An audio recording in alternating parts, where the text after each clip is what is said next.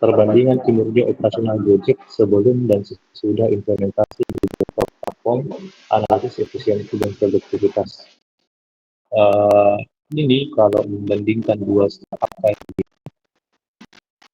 kayaknya bakal butuh data yang sifatnya internal deh.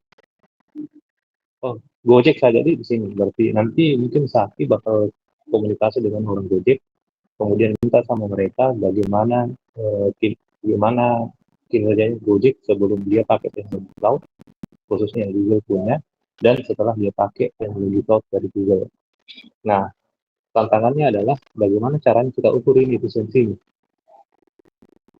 Nah, bagaimana caranya kita ukur tadi kinerjanya? Apakah dilihat dari cost-nya, dilihat dari sisi SDM-nya kan, gitu, dan lain-lain. Itu harus kita jelaskan dengan detail.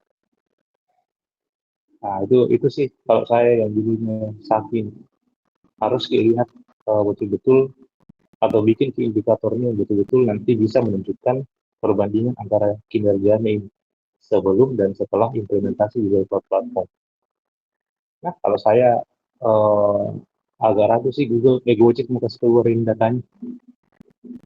Tapi kalau misalkan bisa didapat, ya silahkan coba lanjutkan untuk judul ini. Tapi kalau misalkan bisa lihat dari judulnya, ini bakal agak sulit didapat nanti datanya. Nah, kalau misalkan ada masukan yang lain dari yang penulisnya, boleh langsung saja aktifkan di tengah.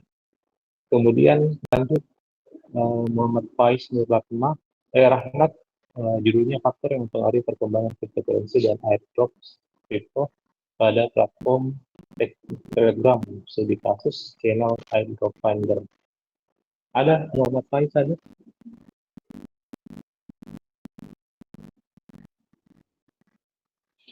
Muhammad Faiz ada? Hadir. Nah, ini kalau misalkan jadi diteliti, coba cari judulnya supaya lebih implemented yang arahnya ke research and development. Nah, bisa kayak misalkan mau mengukur atau melakukan analisis fundamental terkait dengan mata uang kripto, misalkan bisa. Nah, khususnya ke airdrop kripto bisa juga kita lihat analisis fundamentalnya supaya tahu nanti bisa diprediksi. Oh, airdrop ini 1 tahun kemudian bakal naik atau turun harganya begitu, berdasarkan analisis fundamentalnya tadi. Kalau misalkan cari faktor yang mempengaruhi perkembangan cryptocurrency, ini harus diperjelas nanti juga metode analisisnya untuk dapat faktornya apa. Nah, itu sih kalau yang Muhammad Faiz ini. Kemudian Andi Sofia Latifa, analisis faktor yang mempengaruhi UMKM menggunakan QRIS sebagai alat pembayar di kota Makassar. Ini arahnya ke penelitian kuantitatif kayak gitu. Ada Andi Sofia hadir? Iya, Pak. Kalau saya baca judulnya arahnya ke penelitian kuantitatif. Judul kayak begini kayaknya agak sulit diterima di prodi, Pak. Nah, jadi coba explore lagi lebih lanjut judul yang kira-kira cocok digunakan atau bisa kalian tulis di prodi kita. Ada itu nge-share Pak Alam daftar judulnya sebenarnya itu bisa jadi referensi kalian.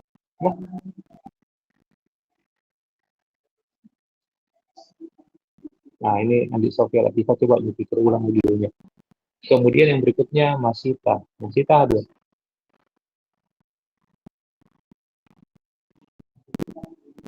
Ada Masita?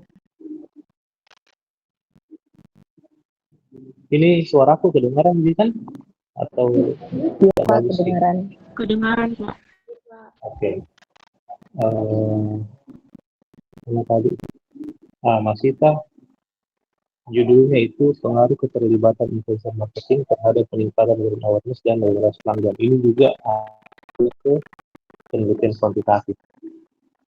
Coba ubah judulnya menjadi mengarah ke research and development. Pokoknya kita implementasikan sesuatu, kemudian nanti kita ukur kinerja implementasi yang kita terapkan tadi. Kayak misalkan ini bisa implementasi influencer marketing untuk meningkatkan brand awareness dan loyalitas pelanggan, misalkan di UMKM ABC. Harus ada tempat studi kasusnya. Karena kalau kayak begini judul Kak, itu bakal jadi makalah gitu. Nah ini, atau misalkan ini juga bisa, analisis eh, analisis implementasi influencer marketing terhadap peningkatan brand awareness dan loyalitas pelanggan di media sosial. Media sosialnya kita bandingkan TikTok, Instagram, sama Facebook misalkan. 3 media sosial ini kita lihat di antara ketiga ini kalau kita pakai influencer marketing mana yang paling optimal. Nah, bisa kayak gitu. Kalau misalkan mau diubah punya animasi kita ini. Tapi kalau arahnya kayak begini judulnya ini bakal jadi masalah atau caranya penelitian kuantitatif. Nah, ya kemungkinan besar ditolak. Kemudian yang berikutnya, pengaruh jumlah Instagram terhadap konversi penjualan kecantikan. Studi kualitatif pada influencer ini juga kayaknya. Nah, Andi Indar Novalia. Ada Andi Indar.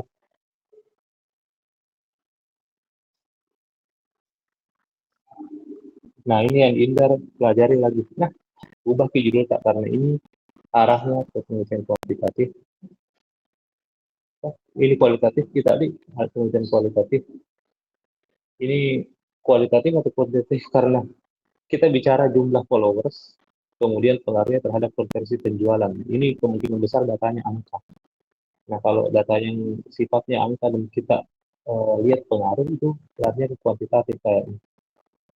Nah, jadi kemungkinan besar ditolak juga ini Andi Indar kali ya. Jadi ubah judul yang lain. Nah, sudah berapa tadi? Andi Indar ganti, Masita ganti, Andi Sofia kita juga ganti, Muhammad Faiz juga ganti. Tapi saya sudah arahkan tadi apa yang bisa kita tulis terkait dengan apa yang bisa kita kembangkan judulnya terkait dengan judul yang sekarang. Kalau sakit tadi ini bisa, cuman agak susah letaknya nanti. Kalau misalkan betul-betul kita mau teliti di skripsi kita. Nah, itu masukan.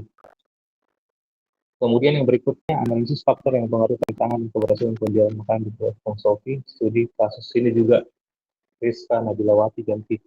Nah, ini penelitian kuantitatif tidak masuk juga.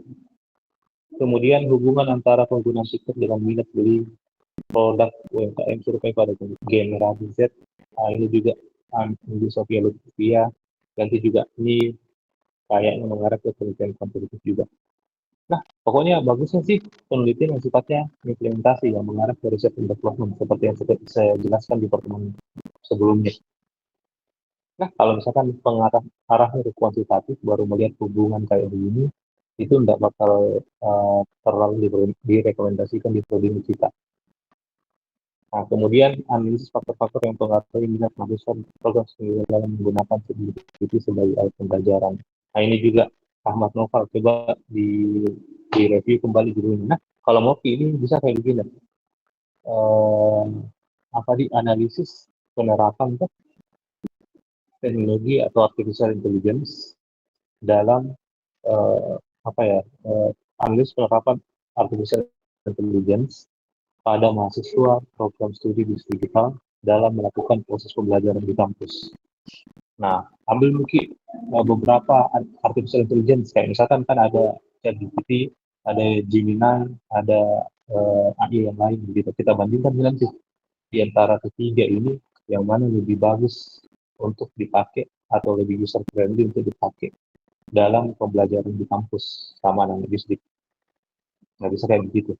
Nah, kalau misalkan Ahmad Noval mau tetap temanya ini, tapi kita ubah penelitiannya mengarah ke R&D.